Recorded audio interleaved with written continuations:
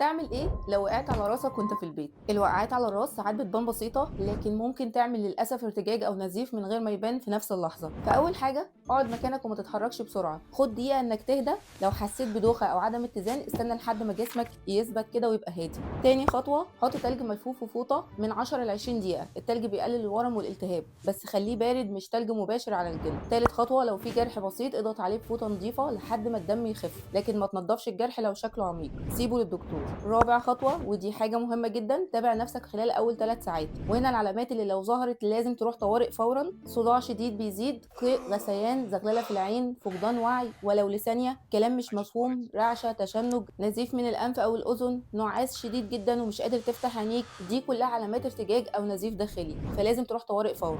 خامس خطوة لو الوقعة كانت جامدة أو اتخبطت في حافة صلبة، خليك صاحي أول ساعتين وما تنامش فورا، مش لأن النوم غلط لكن لازم تتابع حالتك وتلاحظ أي تغييرات. سادس خطوة لو الخبطة في مؤخرة الرأس، ركز أكتر على الدوخة وعدم الاتزان لأن المنطقة دي حساسة جدا. سابع خطوة بلاش تدليك للمكان أو نحط مراهم أو زيوت أو كمادات سخنة، الحاجات دي ممكن تزود النزيف الداخلي لو موجود. تامن خطوة لو بتاخد مميعات زي الأسبرين أو غيره أو عندك ضغط عالي لازم تروح تكشف حتى لو مفيش أعراض قوية، لأن نسبة الخطورة هنا بتكون للأسف أعلى. وما تنساش تشارك الفيديو مع أي حد بتخاف عليه.